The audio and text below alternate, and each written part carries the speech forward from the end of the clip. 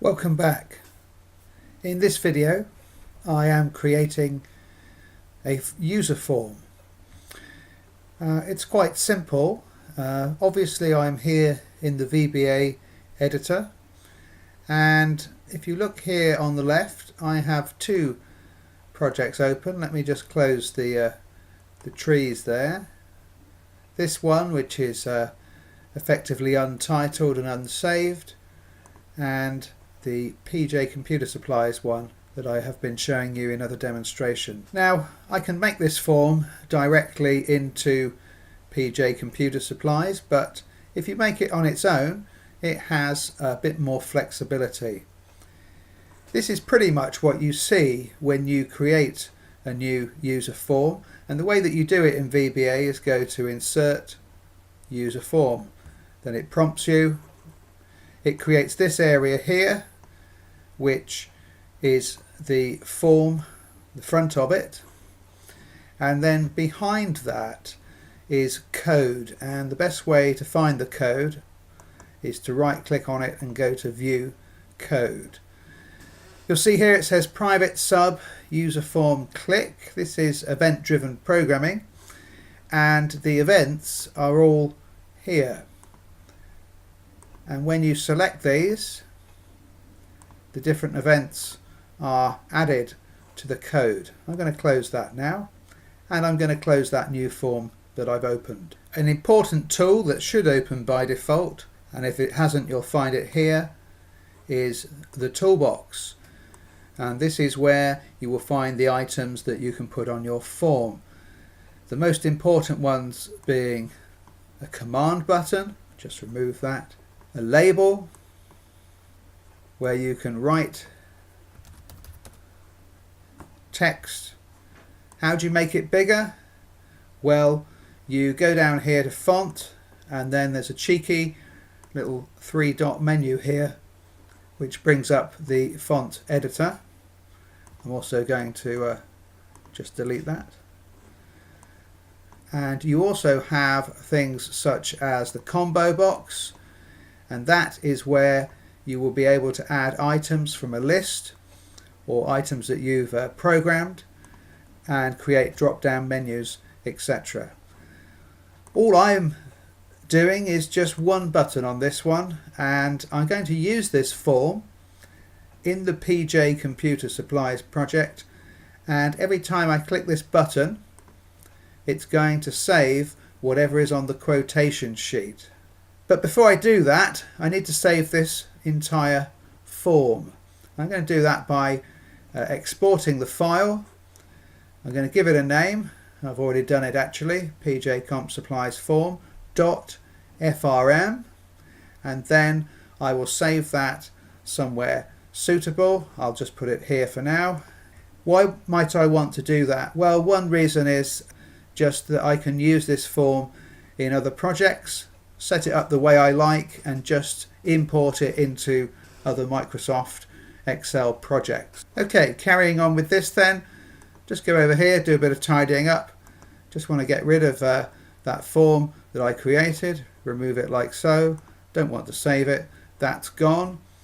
And then if I go into this project here, File, Import File, look for the form that I have saved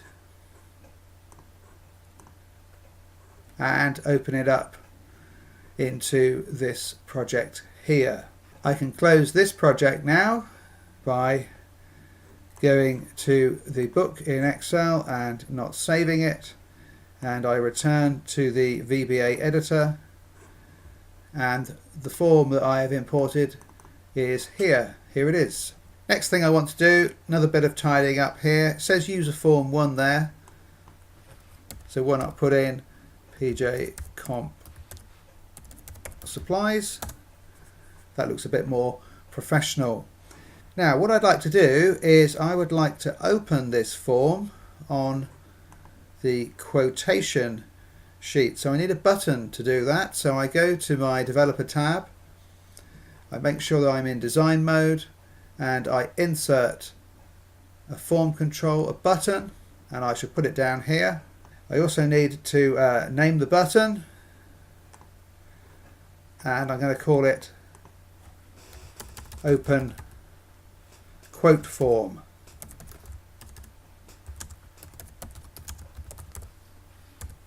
So every time I come onto the quotation sheet, I should now see this open quote form. Coming back now to the form, open in the VBA editor. Here I have a button called Save Quote, and what I will do is I will go to the code.